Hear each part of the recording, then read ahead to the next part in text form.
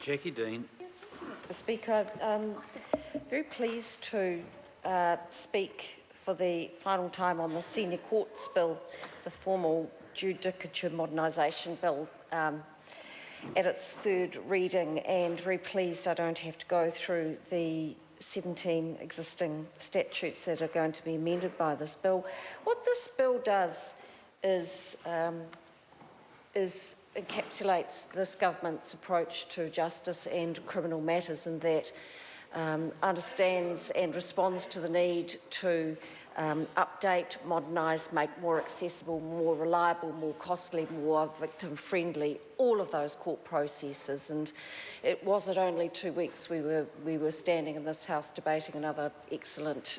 bill which put victims at the very centre of the court process in terms of young and vulnerable witnesses giving evidence in the Evidence Amendment Bill. So this is a weighty piece of legislation which came through the Justice Committee before I was involved, and so I've had the opportunity to have a look at what is now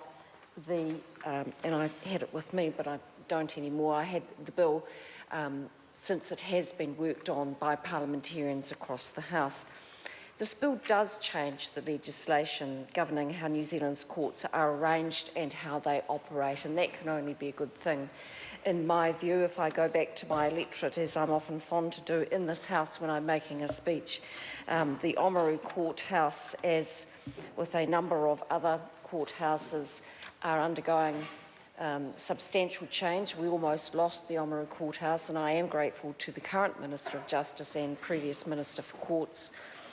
in their advocacy for the people of North Otago, who understood and accepted that access to justice is in fact very important to all of us New Zealanders. It's interesting that New Zealand is experiencing the lowest crime rate over 33 years, so now arguably is the time to focus more not only on the underlying causes of crime and crime prevention,